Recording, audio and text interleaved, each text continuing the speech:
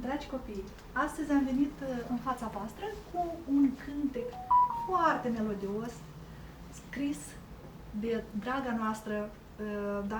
draga noastră și renumita noastră compozitoare, care a scris foarte, foarte multe cântece frumoase pentru voi copii, pentru tânăra generație, doamna Daria Radu. Eu sunt sigur că o cunoașteți, da? Și pe versurile doamnei Daria Radu, vers Ștefan Milnic, am venit cu cântecul Te salut Chișinău și vă îndemn și vă încurajez să învățați și voi, să memorizați, pentru că este foarte și foarte frumos și foarte dedicat orașului nostru drag, capitalei țării noastre.